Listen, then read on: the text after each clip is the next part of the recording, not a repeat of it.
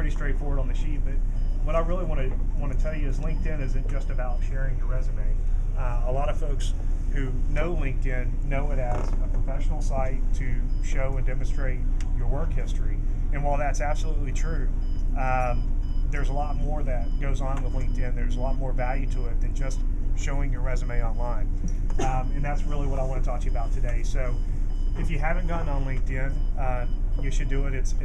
It does take a little bit of time and energy to do, but once you set up your profile and you have your basic work history in place, I want to talk to you about why LinkedIn is important to your business and to your professional needs. Even if you're not necessarily into business development and you're not looking for a job, people nowadays are looking at your LinkedIn profile to qualify you as a person.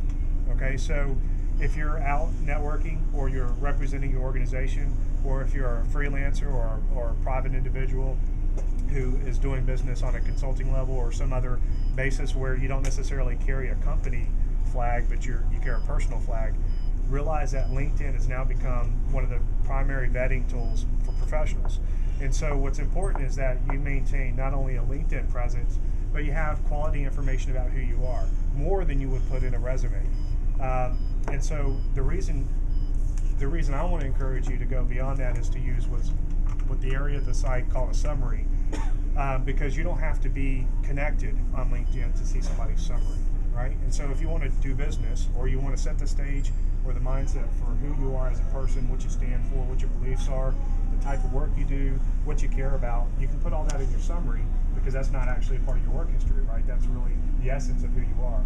So the summary speaks volumes to people, because a lot of times they'll just see the first or second level of your work history, but the summary itself allows you to do your pitch, your personal pitch on who you are and what you stand for.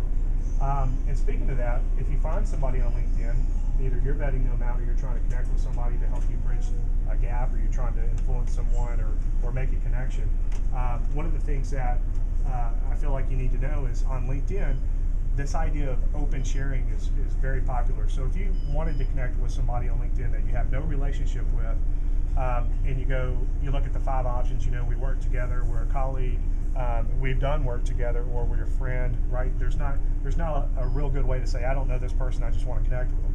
Most people will do the friend option, and it scripts you right off the bat and it says, hey, I want to connect with you on LinkedIn.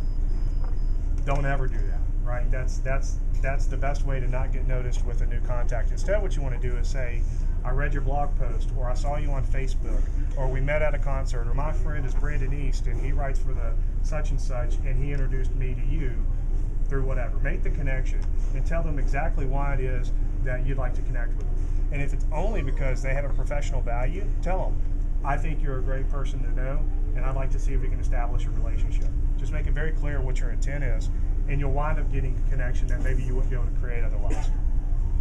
And the reason that happens is because a lot of people on LinkedIn do that. And that's learning the pattern, right? That's how people are using this tool. The other thing is, if you want to establish who you are within the marketplace, especially on LinkedIn, get involved in groups and the question and answer part of LinkedIn. This allows you to demonstrate where your knowledge area is, what you're capable of, where you can create influence, and more importantly, it allows you to meet other people that you wouldn't have met otherwise who have a common interest, either because they're trying to solve the same problems that you're able to solve, or because they're asking the same questions that you're trying to get answers for. So those are my kind of 5 high-level tips on why LinkedIn is important for your personal or professional brand and how you can get started in it. But definitely you want to create your working resume online and fill out that summary, because that's the foundation of your LinkedIn relationship with everybody else.